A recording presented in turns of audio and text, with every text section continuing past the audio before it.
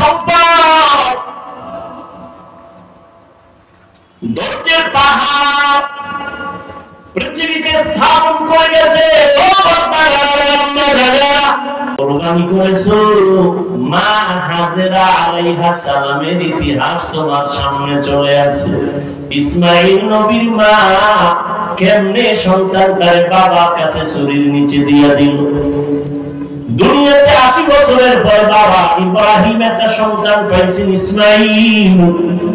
আদরের বিবি হাজেরা আলাইহিস সালাম বাচ্চা পাইয়া বাবাই খুশি, আল্লাহ বাবা হয়ে গেছে, এখন আর কাছে রাখা যাবে না।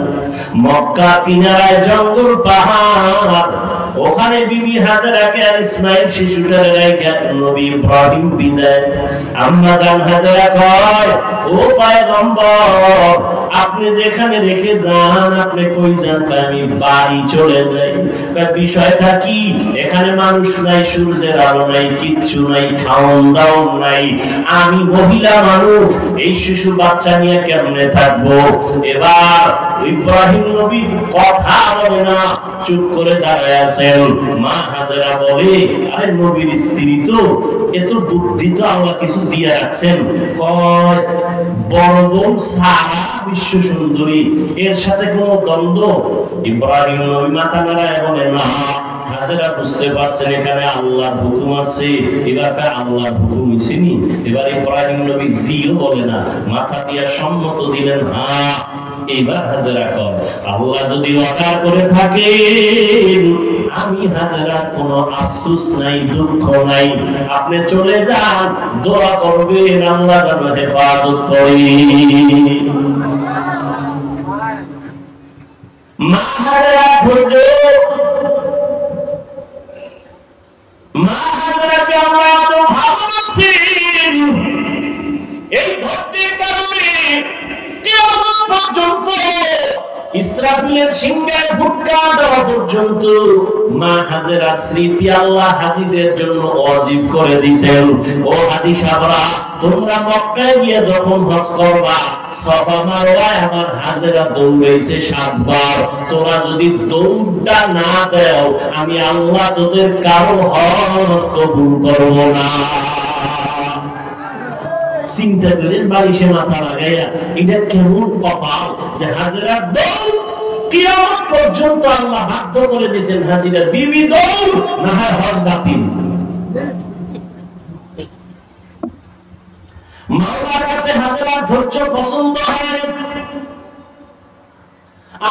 তুমি সেই জমজমের পানি পান করতেছো, মা হাজেরার কান্নার ফসল। ইসমাইল দুধ পায় না, খানা পায় না, কাঁদতেছে। মা হাজেরা দৌড়া ইসমাইলের পানি দেওয়ার জন্য, একবার সাফা একবার মারওয়া। এবার আল্লাহর পক্ষ থেকে সাহায্য চলে আসলো। কে যেন হাজেরাকে একটা ডাক দিছে কোথা থেকে। হঠাৎ করে খেয়াল করে দেখে আওয়াজটা বাইতুল্লাহর পার্শ্ব থেকে আসছে। কিনারায় গিয়া দেখে অদৃশ্যের আওয়াজ। বলে, হাজেরা ডাকছো কেন? কোনো টেনশন করিও না, জিব্রাইল আইসা একটা পাখা একটা ডানা দিয়া বাড়ি মারছে মাটিতে, পানি ওঠা শুরু হয়ে গেছে। কেউ লেখেন ইসমাইল নবীর বাচ্চা মানুষ যে পা নাড়াইছে কান্নার সময় পায়ের আঘাতে পানি, তবে বিশুদ্ধ বর্ণনা হলো জিব্রাইলের আঘাতে পানি উঠছে। ওই পানি দেখা আম্মা জান হাজেরা বলছে, জমজম, থাম থাম। পানি থেমে গেল, নিজে পান করলেন, সন্তান ইসমাইলের করাইলেন। সারা দুনিয়া সব বেঈমান বিজ্ঞানীরা, মুমিন বিজ্ঞানীরা একমত, জমজমের মতো পিওর পানি পৃথিবীর আর কোথাও এমন পিওর নাই। রহমতের নবীকে সাহাবায়ে কেরাম প্রশ্ন করলেন, ও আল্লাহর রাসূল, জমজম পানি কমেও না বাড়েও না, crore crore crore crore million trillion billion ton পানি হাজিরা নিয়ে যায়, এখনো যেখানে আছে আগেও সেই রকম ছিল, কমেও না বাড়েও না। সাহাবায়ে কেরাম বলেন, নবী এই জমজমের তলা কই? তলা কূপের। নবী বলেন, জমজম কূপের তলা হলো হাউজে কাউসারের সাথে। আল্লাহর চিনবি না রে,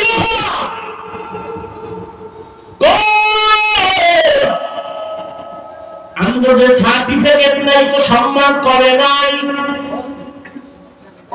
সেদিনও বাংলাদেশের এক বড় মাতাওয়ালা মন্ত্রী মহোদয়ের মন্ত্রীদের মধ্যে বড় দামি কোন এক কাজে গেলাম, কয় হুজুর হেলিকপ্টারের প্রোগ্রাম চলছে।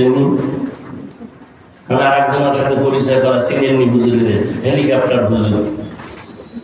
আমি না বৃষ্টির মধ্যে কে নিবে, আর আমি নিতে চাই না বেশি। আমি যদি চাই আল্লাহ আমি প্রতিদিন কপ্টারে প্রোগ্রাম করতে পারি সারা দেশে, অথচ আমি অফিসে লেখা রাখছি হেলিকপ্টারে আবেদন করবেন না। সম্মান আমার আল্লাহ সার্টিফিকেট দিয়া দেয় না, টাকায় দেয় না। আল্লাহ তাকে সম্মান দিবেন, গরিবের সন্তান ডিসি হয়ে যায়। আল্লাহ পারে না? তুমি সার্টিফিকেট নিয়ে কি হয়েছে? এটার পিছনে দৌড়াইয়া আল্লাহ চিনো না, নবী চিনো না, কিসের জন্য দৌড়াও? রিজিক তো কোনো বান্দার হাতে না, কার হাতে? তুমি আর আরেকটা উল্টা তো বুঝবা, যেটা কি স্কুল কলেজ পড়া বাদ দিয়ে দেবো না। তুমি স্কুলে পড়ো, কলেজে পড়ো, তবে অন্তর সোজা করে নাও, রিজিক আমার আল্লাহ দিবেন। ওই আল্লাহর হুকুম মতো নামাজ পড়ো, পর্দা করো, মা বাবার দোয়া নিয়ে চলো। তোমার মতো কত যুবক দেখবা জীবনে মাদ্রাসায় পড়ে নাই, স্কুল কলেজে পড়িয়া doctor, doctor, professor, engineer, RAB, army, police, BDR, কোটি টাকার মালিক, চেয়ারম্যান, মেম্বার, এমপি, মন্ত্রী, পাঁচ বেলার নামাজ পড়ে আছে না নাই? তুমি জানো না কেন? সমস্যা কি তোমার? তুমি কি বলতে চাও কোরআন মিথ্যা? একটা প্রমাণ দাও, আমি এখন দাড়ি কেটে ফেলবো, এখন প্যান্ট শার্ট তুইরা নাচ গান করবো, কোরআন শরীফ সব জ্বালায় দিব। একটা ভুল করে ভুল বের করো আল্লাহ কোরআন থেকে। কারণ আমরা হুজুরেরা যত বাহাদুরি করি, সবকিছুর মূল ফাউন্ডার আল্লাহর কোরআন।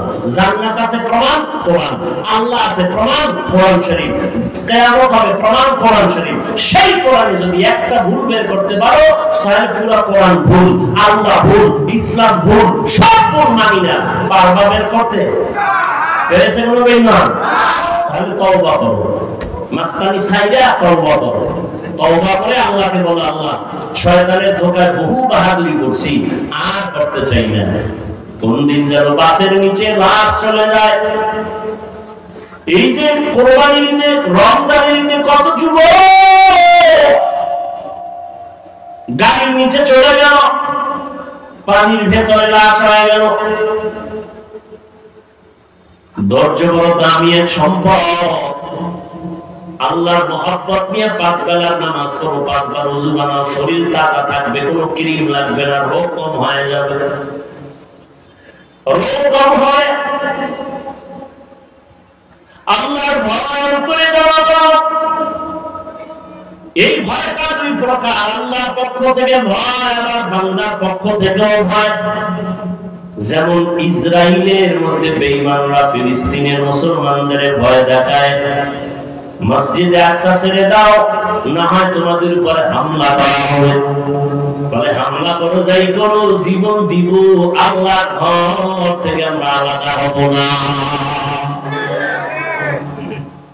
ফিলিস্তিনের দিকে তাকাও, এক বাবা মিষ্টি খাওয়াইতেছে মানুষের, আর হাসতেছে। সাংবাদিক বলে বিষয় কি? বিপদ চলে, মানুষ মরে, রক্ত চলে, তুমি হাসো কেন, মিষ্টি খাওয়াও কেন? লোকটা বলে আমার দুইটা সন্তান ইসরায়েলি বেঈমানদের হাতে শাহাদাতের পেয়ালা নিয়ে জান্নাতে গেছে, আমি খুশি, এই জন্য মিষ্টি খাওয়াই। আমিও তৈরি হইতেছি, আমিও এই পথে বিনা হিসাবে জান্নাতে যাব। বুঝাইতে পারি না রে বাবা, বুঝ নাই। নবীজি 13টা বছর বুঝাইল, আবু জাহাল বুঝলো না। আর নবীর বয়ান শুনে নাই, হঠাৎ কইরা কোরআন শরীফটা হাতে লাগাইছে, তো নবীর প্রতি মায়া বাইরে গেছে, কালেমা পড়ছে। অথচ আসছিল 100 লাখ পুরস্কারের লোভে নবীর কল্লা নিয়ে দিবে আবু জাহালের কাছে। বুঝটা বড় কঠিন বাবা, বুঝো, তুমিও মুসলমান, আমিও মুসলমান। তোমার আল্লাহ আমার আল্লাহ দুই না এক, তোমার নবী আমার নবী, তোমার কাবা আমার কাবা, তোমার কোরআন আমার কোরআন, তোমার ধর্ম আমার ধর্ম, তোমার আমার হাদিস, তোমার আমার আল্লাহ এক, কোরআন এক, কাবা এক, ধর্ম এক, দুনিয়াতে আসছি সিস্টেমও কি না উত্তরবঙ্গের মানুষগুলো লুঙ্গি পরে আছে। বিদায় বেলা কাপড় হবে 3টা, মহিলাদের হবে 5টা, ধনীদের জন্য একটা কাপড় বাড়ানো হবে। প্রধানমন্ত্রী যদি দুনিয়া থেকে যাবেন, মহিলা হলেও তার 6টা কাপড় দেওয়া হবে। রিক্সা ড্রাইভার যদি মরে যায়, তার যেমন 3 কাপড়। কোটি টাকার মালিকও যদি মরে যায়, তাকেও 3 কাপড়। কারো সম্মানে একটা কাপড় বাড়ানো হবে না, গরিব হওয়ার কারণে একটা কাপড় কমানো হবে না। কবরের সাইজও হবে সমান, নাকি ধনীদেরটা একটু এসি টেসি লাগাই দিন। গরিবের কবর যেমন, ধনীর কবর তেমন। কাপড়ের কালার হবে আলাদা। কি আমাদের হুজুরদের কালার হবে একরকম, আপনারা যারা হুজুর না তাদের কাপড়ের কালার হবে আরেক রকম। সবার কাপড়ের কালার এক, সংখ্যাও 3টা, তাও এক। কারো কাপড়ে লেখা থাকবে না এমপি সাহেবের লাশ, বড় হুজুরের লাশ কাপড়ে লেখা থাকবে। অতএব যতই বাহাদুরি করি না কেন, সাদা কাপড়ে ঢোকার পর সব শেষ হয়ে যাবে। ঠিক নেই? जिंदगी में बंदगी तू कर नहीं, जिंदगी में बंदगी तू कर नहीं, जिंदगी बे बंदगी शर्मिंदा है, जिंदगी बे बंदगी शर्मिंदा है। दुनिया में हो दुनिया का तलबगार न हो, बाजार से गुजर हो खरीदार न हो। ये दुनिया एक मिसल कागज फूल है, ये दुनिया एक मिसल कागज फूल है, जिंदगी में बंदगी तू कर नहीं, जिंदगी बे बंदगी शर्मिंदा है, जिंदगी बे बंदगी शर्मिंदा है।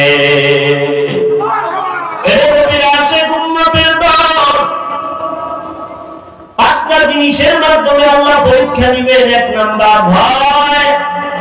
আল্লাহর ভয়ে তুমি নেক আমল করবা, নাকি দুনিয়ার মানুষের মাইরের ভয়ে তুমি গুনাহ করবা? এটাই তোমার পরীক্ষা। ধৈর্য ধারণ করো। এই মেয়ে, আমাদের সবাই দুর্বল মনে করে, আসলেই আমরা দুর্বল। টাকা নাই, বাড়ি নাই, গাড়ি নাই, হুজুর গো মাদ্রাসায় পড়াই, হুজুরেরা মাদ্রাসায় পড়ায় 6-7 হাজার টাকা বেতন, 10,000, শহরে গেলে একটু বেশি। ইমাম সাহেবের বেতন বাকি তো 3-4-5 মাস আছেই। আবার ঘরের মধ্যে খানেওয়ালা সংখ্যাও বেশি। হুজুর গো, কথা ঠিক না? আপনাদের তো সংখ্যা কম, কারণ আপনারা ট্যাবলেট খান, আমরা তো খাই না। কারণ আমরা নবীর হাদিস ওই দিন শিখলাম, দেখলাম নবী বলছেন ওই বাড়ির মাইয়া বিয়ে করবি যেই বাড়ির সন্তান বেশি হয়। কারণ কিয়ামতের ময়দানে ইব্রাহিম নবী উম্মত নিয়ে দাঁড়াবে, মুসা নবী উম্মত নিয়ে দাঁড়াবে, ঈসা নবী দাঁড়াবে, আমি মুহাম্মদ উম্মতের সংখ্যা বেশি নিয়া আবেগ ভরা মোহাব্বত আর বাহাদুরের ভেসে আমি জান্নাতে আগে যাব। এরপর কি ট্যাবলেট ওয়ালারা হল্লা দিয়ে আল্লাহর সাথে আগাইতে পারছে? কি ট্যাবলেট ওয়ালারা? আমাদের দেশে 20 বছরের তুলনায় বাংলাদেশের জনসংখ্যা কম না বেশি? সত্য কথা বলেন। ট্যাবলেট কই? ওই একটু আগে বলছি, মনে আছে? বান্দা চাইলে কিছুই হয় না, আল্লাহ চাইলে সব হয়। আল্লাহ যদি কয় আমি কোন বান্দা দুনিয়াতে পাঠাবো, ও ট্যাবলেট কেন? ও যদি ওই মহিলাকে জবাইও করে, এরপর আল্লাহ গর্ভ থেকে বাচ্চা বের করে দেবে। সময় নেই সে ঘটনা বলা। আল্লাহ কি পায়? আল্লাহ চিনি না, আল্লাহ কি পায়? ভারতের মতো বিশাল একটা দেশ, যেই ভারত থেকে ইসলামের আলো প্রথম জ্বলছে, যেমন কোরবানি, ইসলামের একটা পৃথিবীর শ্রেষ্ঠ একটা ইতিহাস কোরবানি, এটা ভারত থেকে শুরু হয়েছে। কোথা থেকে? এই খবর তো নেই। মানে যদি না কইয়া বলেন সাইডে দিতে, হুজুরের আন্দোলন করবে যে মিছা কথা কইল ভারতের পক্ষে দালালি করবে। মানে হিংসা তো অন্তরে জমা।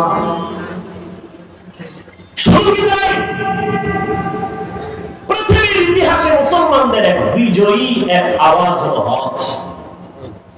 এই হজ শুরু হয়েছে ভারত থেকে। ইসলামের ইতিহাসে হজ শুরু হয়েছে ভারত থেকে। ভারত সরকার যদি হুমে ইতিহাস আমরা জানি, একটা জাতিকে দুর্বল করে দেওয়ার যত মাধ্যম আছে, কিন্তু বড় মাধ্যম ইতিহাস থেকে একে দূরে সরাইয়া দেওয়া, তবে জাতিকে নত করানো সম্ভব।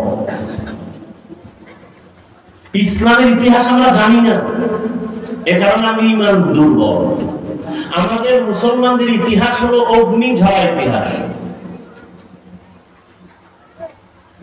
আদম আলাইহিস সালামকে আল্লাহ জান্নাত থেকে চরণ দিতে পাঠাইলেন ভারতে। কোথায়? আল্লাহ তাআলা আদমকে দুইটা সন্তান দিলেন, হাবিল আর কাবিল, দুই ভাই। ঘটনা বলার মাকসাদ আমার নাই, নিঃসংক্ষেপ বলি, দুই ভাই ঝগড়া করে বিভিন্ন ঝামেলা এক পর্যায়ে হাবিলকে ভাই কাবিল হত্যা করে ফেললো। বহু ঝামেলা হলো, কোরবানি করার আদেশ চলে আসলো আসমান থেকে। দুই ভাই আদম নবীকে মা হওয়ার মাধ্যমে প্রতি বছর দুইটা সন্তান আল্লাহ দিতেন, একই মায়ের গর্ভ থেকে, একটা ছেলে একটা মেয়ে। পরের বছর আবার দুই সন্তান, পরের বছর আর দুই সন্তান, এক ছেলে এক মেয়ে। আগের বছর মেয়েটা, পরের বছর মায়ের ভাই বিয়ে করবে। আগের বছরের ভাই পরের বছরের মায়ের গর্ভের আপন বোনের বিয়ে করবে। এটা কি এখনো জায়েজ আছে?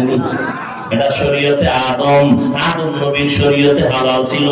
আদম নাই, আদমের শরীয়ত নাই। কিয়ামত পর্যন্ত শ্রেষ্ঠ নবীর শ্রেষ্ঠ শরীয়ত চলবে, মুহাম্মদের শরীয়ত দিয়া কিয়ামত পর্যন্ত চলবে। চালাকি করলে কপাল পুড়ে যাবে। তাহলে কোরবানি শুরু হয়েছে কোথা থেকে? কোরআন শরীফের আয়াত। আমি ওই বিষয়ে আলোচনা করব না, এজন্য হালকা বললাম।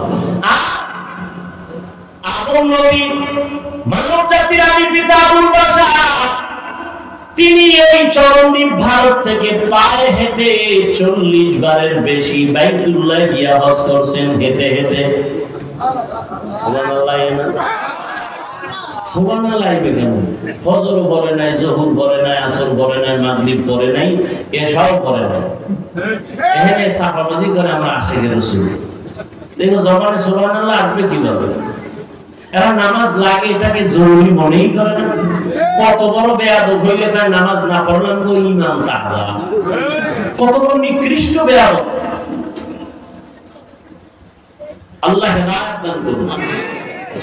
অথচ রাসূল বলেন পৃথিবীর নিকৃষ্ট চোর যারা নামাজ চুরি করে, আর যারা নামাজ পড়ে এগো খবর আছে। আল্লাহ কয় আমি মুসল্লি নামাজির জন্য ওয়াইল নামক জাহান্নাম বানাইছি। কঠিন এক জাহান্নামের নাম ওয়াইল। এটা বানাইছে আল্লাহ পাক নামাজি মুসল্লির জন্য।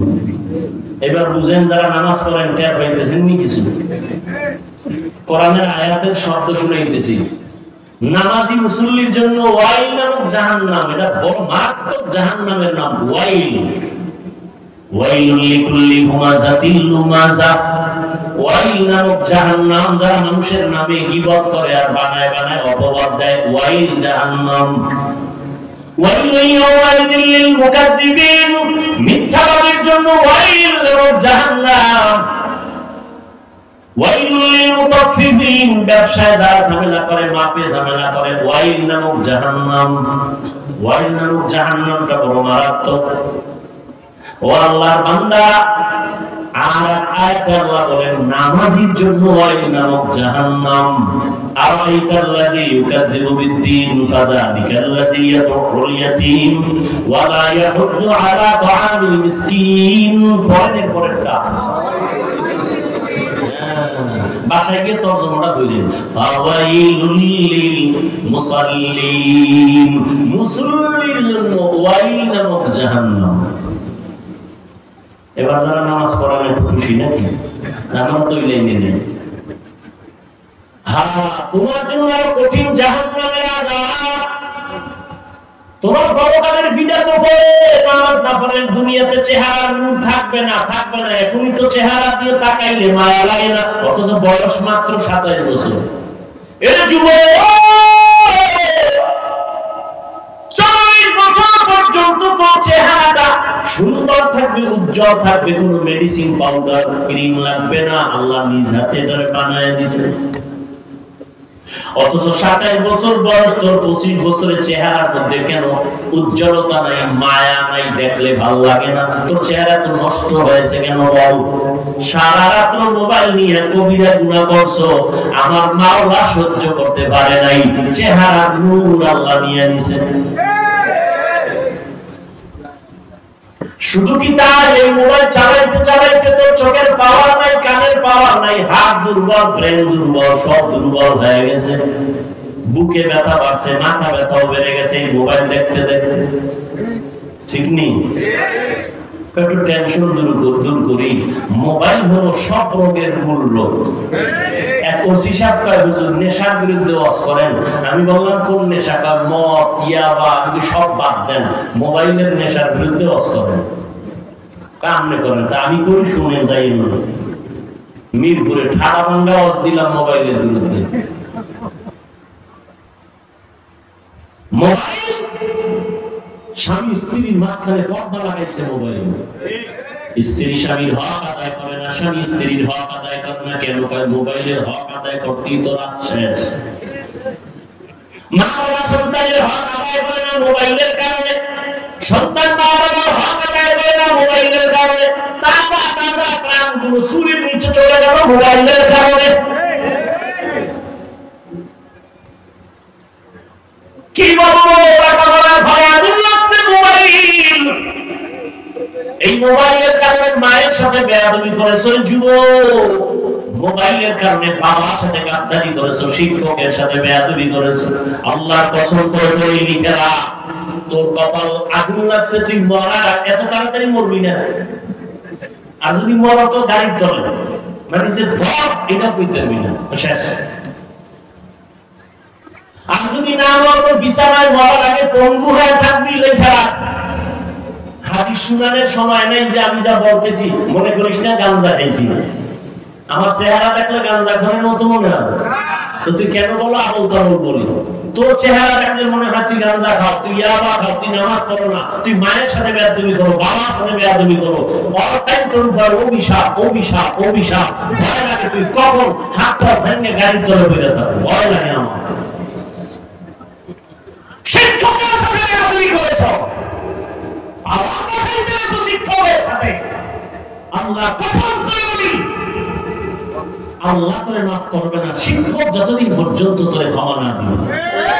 বান্দার হক, বান্দার হক, বান্দার হক।